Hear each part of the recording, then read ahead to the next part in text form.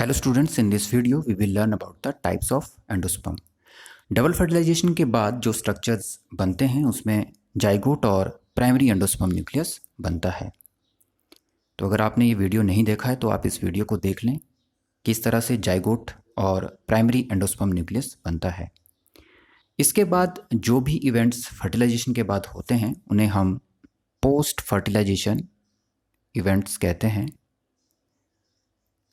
जैसे कि जाइगोट से एम्ब्रियो का बनना, प्राइमरी एंडोस्पर्म न्यूक्लियस से एंडोस्पर्म टिश्यू का बनना, ओवरी से फ्रूट का बनना और ओव्यूल से सीड का बनना। इसमें हम एंडोस्पर्म के बारे में ही पढ़ेंगे क्योंकि एंडोस्पर्म की फॉर्मेशन एम्ब्रियो के बनने से पहले बहुत ज़रूरी होती है, क्योंकि एंडोस्पर्म का काम एम्ब्रियो को न्यूट्रिशन देने का होता है।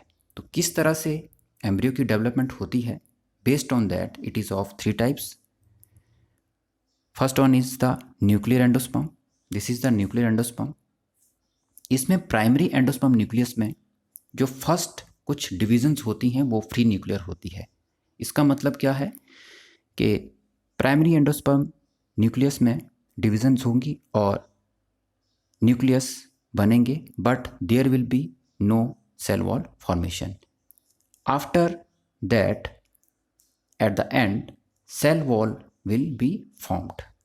So, this is the most common type of the endosperm.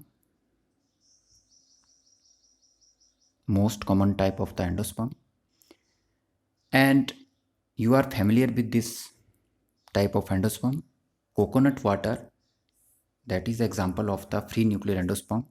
और जो उसमें white kernel होता है, that is a cellular one. तो इसमें आप ये ध्यान रखें कि फ्री न्यूक्लियर एंडोस्पर्म में सबसे पहले न्यूक्लियस की डिविजन्स होंगी and that division is known as the free nuclear, क्योंकि only nucleus will divide. Later on at the end cell wall will be formed. So first divisions are free nuclear and later on cell wall will be formed. So this is the nuclear endosperm. So next type of endosperm is the cellular endosperm. Cellular endosperm. Why we call it cellular endosperm? क्योंकि जब primary endosperm nucleus में divisions होती हैं, so the first divisions and all the subsequent division, मतलब जो उसके बाद divisions होंगी, they will be followed by the cell wall. जैसे कि पहली डिविजन के बाद जो 2 न्यूक्लियस बने उनके बीच में सेल वॉल बनती है, और उसी तरह से जब इनमें डिविजन्स होंगी तो there will be the formation of the cell wall.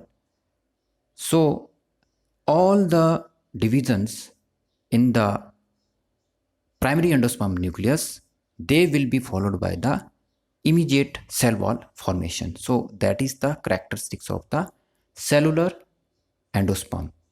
So don't confuse with the nuclear and cellular. What is the difference? That in free nuclear divisions only nucleus will divide and there will be no cell wall formation between them. लेकिन जब cellular endosperm बनता है तो उसमें साथ साथ में cell wall formation भी होती है। So this was the second type, that is the cellular endosperm. In haloidal endosperm, the first division of the primary endosperm nucleus, it result in the formation of the cell wall and it will form a micropylar cell or Chalger cell, and later on these cell will divide and they will undergo the free nuclear divisions and later on the tissue is formed. And this type of endosperm, it is prevalent in monocots. So it was all about the endosperm tissue, how it is formed. आप इसमें ध्यान रखें कि जो endosperm tissue बनता है, कि जो न्यूक्लियर एंडोस्पर्म है इसमें जितनी भी डिविजन्स होती हैं, पहले न्यूक्लियर डिविजन्स होती हैं और उसके बाद सेल वॉल फॉर्मेशन लास्ट में होती है। लेकिन सेलुलर एंडोस्पर्म में जो फर्स्ट और जितनी भी डिविजन्स हैं उन सभी में सेल वॉल फॉर्मेशन होती है। And in the last helobial endosperm the first divisions result in the wall formation and the last one is the free nuclear. So free nuclear क्या है? जिसमें कि न्यूक्लियस ही डिवाइड होता है। और सेल वॉल फॉर्मेशन क्या है? जब न्यूक्लियस डिवाइड होने के बाद उनके चारों तरफ जो है सेल वॉल की फॉर्मेशन होती है। So it was the main idea behind this type of endosperm. So most common type is the nuclear endosperm. So that was all about the endosperm. Now some neat questions. Which of the following statements regarding the post fertilization development in flowering plant is incorrect? So इस word पे आप ध्यान दें because it may cause some confusion to you. So the right answer is ovule develops into embryo sac. जो first 3 options हैं ये सारे के सारे इवेंट्स जो हैं पोस्ट फर्टिलाइजेशन के हैं। सो इस तरह के क्वेश्चन भी पूछे जाते हैं और ये नीट में पूछा गया सवाल है, तो ऐसे क्वेश्चन पे आप ज़रूर ध्यान दें।